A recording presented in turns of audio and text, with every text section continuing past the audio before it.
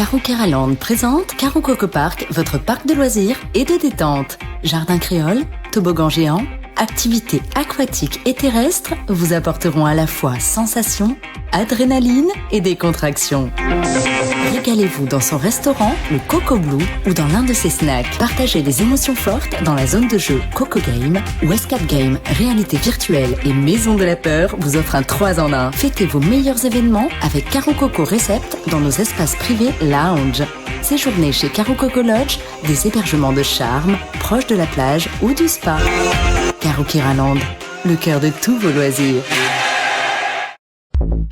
Réunion Actualité. Au sommaire de votre édition, maltraitance à l'hôpital. Suite à son hospitalisation, une gramoune de 89 ans se retrouve dans un état déplorable. Témoignage de sa fille à suivre. Logement insalubre chez un bailleur social. Nous irons au Bernica dans un logement SIDR sans eau, en travaux et avec de l'amiante. 3200 milliards d'euros de dette. Voici la somme astronomique de la dette de la France. Vous étiez nombreux à réagir. Où passent nos impôts? Vos réactions à suivre. Météo, peu de changements. Soleil et nuages en alternance. Le vent se renforce, les températures restent élevées. Météo complète en fin de journal. Maltraitance à l'hôpital, âme sensible, s'abstenir. Hier matin, une auditrice a partagé avec nous ce témoignage poignant. Sa mère de 89 ans a été hospitalisée pour quelques jours, le temps de passer des examens. Avant son entrée à l'hôpital, elle se portait bien. Elle avait pour habitude d'aller se promener le matin, puis de faire ses mots croisés. Elle est ressortie dans un état terrible, incapable de marcher. On leur parle même désormais d'amputation.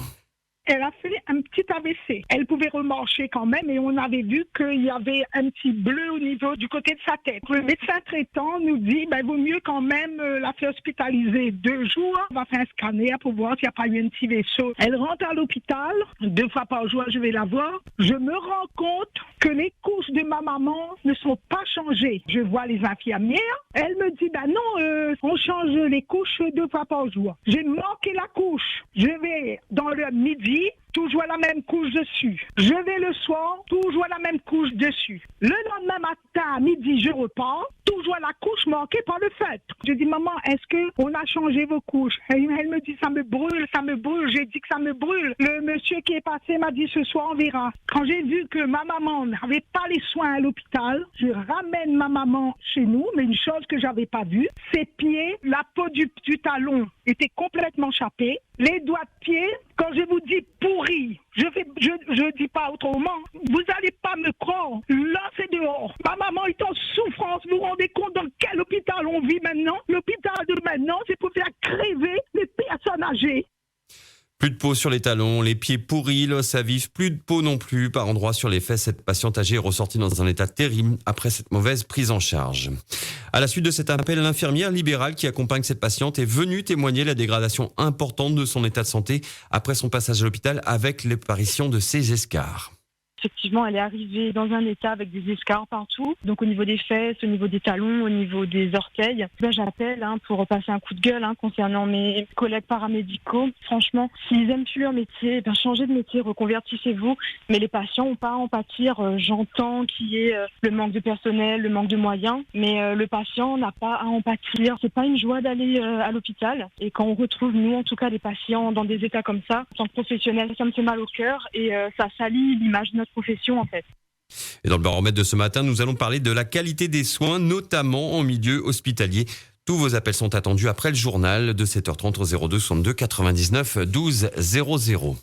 Encore un problème avec un logement social, un logement qui serait insalubre. Écoutez ce témoignage, cet auditeur affirme que sa belle-mère vit dans un logement insalubre, un logement sans eau, avec la présence d'amiante et en travaux. Écoutez, il s'agirait d'un appartement situé à la résidence SIDR Jacques Prévert au Bernica, Saint-Gilles-Léo. Cette famille attend d'être relogée depuis 2015. Un logement insalubre depuis 2015 qui, soi-disant, a été remis à neuf. Aujourd'hui, une entreprise vient refaire les travaux parce que ça a été mal fait. L'entreprise dit à ma belle famille de quitter le logement car insalubre, ils ne peuvent plus rien faire. Ils ont coupé l'eau, ils ont coupé tout. Et une maman de 3 ans de le logement, l'entreprise, même là, dans le chambre où le maman il est, il a l'amiante. Et il demande le bailleur, justement, qui a mis sur place là, de trouver un logement d'urgence pour le logement pour la semaine. Elle a dit non, madame va trouver solution pour vous comment? C'est le bon monde qui trouve un relogement cette même. Et tout le temps, il tourne carré Sudry, la PSL, il paye le loyer plein pot. C'est franchement, dans le temps, les années 80, on ne vit pas dans les cas comment? Un cas en bas, c'est mieux logique que la case banale dedans. Plus de 3200 milliards d'euros, c'est le montant astronomique de la dette de la France, un chiffre qui n'a pas manqué de vous faire réagir. Vous avez été nombreux à vous demander où passe l'argent de nos impôts. On écoute quelques-unes de vos réactions. On a 577 députés. Ils pensent peut-être déjà qu'il faut réduire moitié, peut-être même qu'ils changent déjà pour sauver un peu la dette. L'aide pour l'Ukraine, elle est toujours d'actualité. Nous en avons un député réunionnais, mais il la vote pour la continuité de financement de l'Ukraine. C'est M. Omarjee, à l'Union européenne. Et ça dit qu'on comprend aussi que M. Omarjee est pour la guerre. Mais si vous dites enfants là-bas pour une coupe de bombe là-bas, comment on voit la chose où il ne faut pas voter un budget propre pour l'Ukraine. Nous avons déjà 3 280 milliards d'euros. Il faut arrêter un peu. Si quand on a dit non. Ok, je suis d'accord. Et nous, les chefs d'entreprise, qu'est-ce qu'on a derrière nous? Qui c'est que nous aide pour pouvoir payer tous ces salariés-là? Personne nous aide. On a demandé de réduire les charges salariales patronales, rien du tout. On maintient. Monsieur Macron, il a toujours trouvé des milliards pour envoyer ailleurs, dans des pays étrangers. Donc ne me dites pas que la France est aussi endettée que ça, et il trouvera toujours de l'argent. Et pourquoi nous, les retraités, les handicapés, etc., ils ne trouvent pas d'argent pour le peuple français, ils trouvent des milliards pour envoyer ailleurs? Ça, je ne comprends pas du tout. Vous pouvez continuer bien sûr à réagir sur la dette de la France en nous appelant 02 62 99 12 00. De nombreuses comptines et chants du temps longtemps ont bercé notre enfance. Qui ne connaît pas Fais dodo cola mon petit frère, une chanson qui aurait plusieurs versions selon les auditrices que vous allez entendre. Comme j'habitais à La Réunion depuis mon enfance, j'entendais Fais dodo cola mon petit frère, cola. Moi j'ai toujours entendu ça. Alors, fais dodo, cola, mon petit frère, fais dodo, t'auras du gâteau. Et après, il disait, maman est en haut qui fait du gâteau, papa est en bas qui fait du chocolat. Mais moi, j'ai appris comme ça. On ne change pas l'air. Il y a deux versions. Fais dodo, cola, mon petit frère, fais dodo, t'auras du gâteau. Papa est en haut, qui fait du gâteau. Maman est en bas, fait du chocolat. Non, mais c'est pas Nicolas, maman, c'est Colin. Colin, mon petit frère. Voilà, vous pouvez continuer bien sûr à réagir au 99 12 00. Musique toujours, les compères graffiti étaient les invités de Max hier dans l'émission Freedom Notre Invité. L'ambiance était à son comble hier après-midi sur nos ondes. Les artistes nous ont expliqué hier après-midi en direct l'origine du nom compère graffiti. Gratte-fil, oh là là, pardon, Gratte-fil. J'étais encore... Sur le bord de la rivière, là mon coco, il espère à moi. Mon coco, si tu as moins, ça de la rivière viendra à moi. Comme un de tes camarades là, t'es dit, c'est mon compère. Mais ça a fait vieux longtemps. Nous, on a toujours essayé de faire des musiques de longtemps. D'accord. Donc, nous avons trouvé un mot de longtemps, compère. Gratte-fil, parce que là, tu dis qu'on a tes gratte des fils. Voilà, donc, compère, gratte-fil. D'accord. Et ça, les oreilles, elles trouvent ça. Jean-Pierre Lassalle, elles trouvent ça.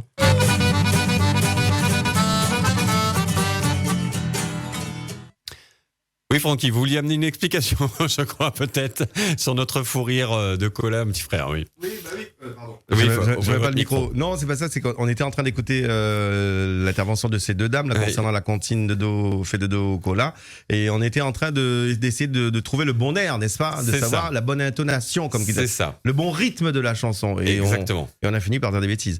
Et du coup, voilà pourquoi on est arrivé sur Compère Graffiti. Voilà. Ah, c'est ça, hein? Exactement. Ok, on est d'accord. Donc, les compères Gratte-fil était hier dans nos studios, invité de l'émission Freedom Notre Invité tous les mercredis dans l'émission de Max. La grande soirée Freedom 2, victime de son succès. Cette année, la radio musicale Freedom 2 fête ses 12 ans. À l'occasion, une grande soirée anniversaire est prévue le 11 octobre prochain au Moulin du Tango à Saint-Gilles. Il n'y a déjà plus de place disponible. Écoutez cet auditeur, il nous a appelé ravi. Il a eu la chance de pouvoir acheter son billet. Il attendait son tour à l'entrée du Moulin du Tango depuis le matin très tôt. Ils viennent gagner mon sésame. Ma partie Moulin du Tango, Marie là-bas, c'était moins grand. J'étais premier. Au moment où, à l'ouverture du guichet, il y avait à peu près une bonne trentaine de personnes. C'était tout gentil comme tout Freedom 2. J'ai eu un stylo Freedom 2, un goodies Freedom 2, et j'ai eu un petit bracelet Freedom 2. Super bien, top. Bon bah j'espère que nous aussi on aura des petits goodies, Francky. Et il n'y a plus de place donc à la vente pour la grande soirée Freedom 2, mais rassurez-vous, restez à l'écoute de la radio. Je crois savoir qu'on aura encore quelques places à faire gagner, n'est-ce pas, Francky? O-News Radio sur outremernews.fr.